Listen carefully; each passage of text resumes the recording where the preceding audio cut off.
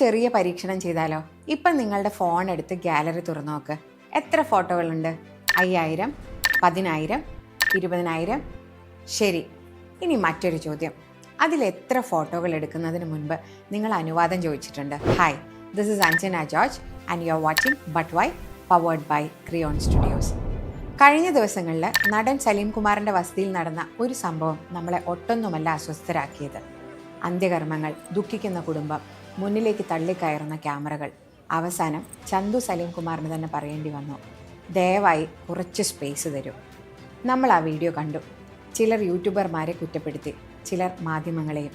പക്ഷേ നമ്മൾ ഒരു കാര്യം ചോദിക്കാൻ മറന്നു. യഥാർത്ഥ ചോദ്യം ഇതാണ്: why are we so desperate to record everything? Paris, അർദ്ധരാത്രി. പ്രിൻസസ് ഡയാന സഞ്ചരിക്കുന്ന car Pont de l'Alma ടണലിലേക്ക് പ്രവേശിക്കുന്നു. പിന്നാലെ പാപ്പരാസി. ഫോട്ടോകൾ, ഫ്ലാഷുകൾ, വേട്ടയാടുന്ന ക്യാമറകൾ. സെക്കൻഡുകൾക്കകം അപകടം സംഭവിക്കുന്നു. ഡയാന മരിച്ചു. ലോകം മുഴുവൻ ഒരേ ഒരു ചോദ്യം ചോദിച്ചു: have the paparazzis gone too far? അന്ന് പ്രശ്നം കുറച്ച് ഫോട്ടോഗ്രാഫർമാരായിരുന്നു. ഇന്ന് പ്രശ്നം അതല്ല. ഇന്ന് എല്ലാവരുടെ പോക്കറ്റിലും ഒരു ക്യാമറയുണ്ട്. What happens when everybody becomes paparazzi? കാരണം ഇന്ന് പാപ്പരാസി ഒരു പ്രൊഫഷൻ അല്ല, ഇറ്റ്സ് എ ബിഹേവിയർ. ഒരു സെലിബ്രിറ്റി എയർപോർട്ടിൽ ഇറങ്ങുന്നു, ലക്ഷക്കണക്കിന് വ്യൂസ്.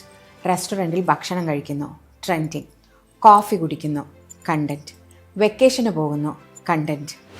ഇന്ന് അച്ചീവ്മെൻ്റ് അല്ല വിറ്റുപോകുന്നത്, ആക്സസ് ആണ്.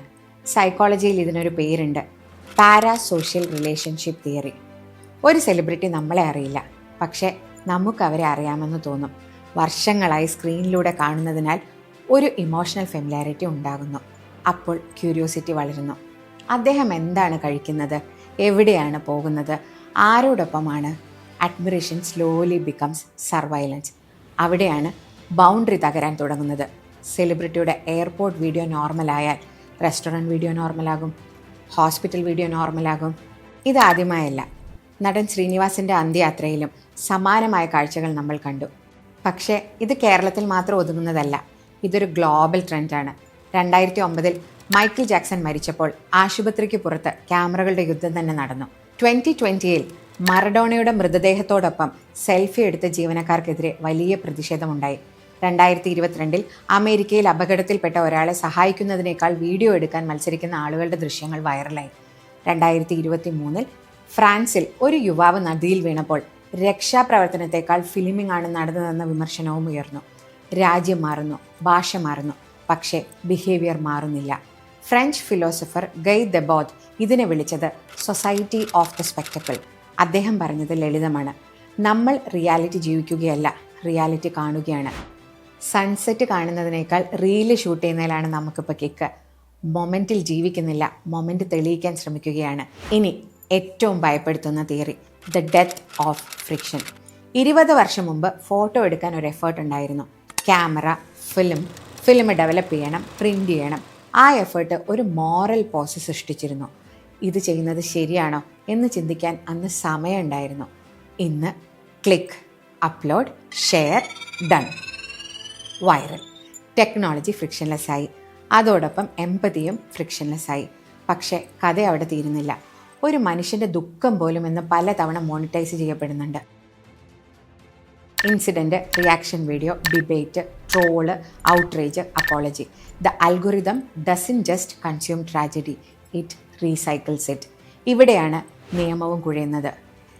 ഇന്ത്യൻ നിയമപ്രകാരം സ്വകാര്യത ഒരു മൗലിക അവകാശമാണ്, റൈറ്റ് ടു പ്രൈവസി. പക്ഷേ ഫോട്ടോ എടുത്ത ആൾക്ക് കോപ്പിറൈറ്റ് അവകാശമുണ്ട്. അതുകൊണ്ടാണ് ലെബ്രോൺ ജെയിംസിനും ജെനിഫർ ലോപ്പസിനും സ്വന്തം ഫോട്ടോ പോസ്റ്റ് ചെയ്തതിന് പോലും നിയമപ്രശ്നങ്ങൾ നേരിടേണ്ടി വന്നത്. അപ്പോൾ ഒരു ചോദ്യം ചോദിക്കട്ടെ, ഒരു മനുഷ്യൻ്റെ മുഖത്തിൻ്റെ യഥാർത്ഥ ഉടമ ആരാണ്? ഫോട്ടോയിൽ വരുമ്പം ആ മനുഷ്യനോ അതോ ക്യാമറ കൈവശമുള്ള ആളോ? അതുകൊണ്ട് സലീം കുമാറിൻ്റെ വീട്ടിൽ നടന്നത് യൂട്യൂബർമാരുടെ മാത്രം കഥയല്ല, അത് നമ്മുടെയും കൂടെ കഥയാണ്. കാരണം ഇന്ന് എല്ലാവരുടെയും പോക്കറ്റിലൊരു ക്യാമറയുണ്ട്. പക്ഷേ എല്ലാവരുടെയും മനസ്സിൽ അതിർത്തി ഉണ്ടോ, ബൗണ്ടറീസ് ഉണ്ടോ? That is the real question.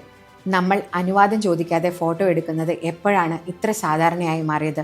ഒരു ഗ്രീവിംഗ് ഫാമിലിയെ റെക്കോർഡ് ചെയ്യാനുള്ള അവകാശം നമുക്ക് ആരാണ് തന്നത്? എല്ലാം കാണാൻ കഴിയുന്നതുകൊണ്ട് എല്ലാം കാണണോ? എല്ലാം റെക്കോർഡ് ചെയ്യാൻ കഴിയുന്നതുകൊണ്ട് എല്ലാം റെക്കോർഡ് ചെയ്യേണ്ട ആവശ്യമുണ്ടോ?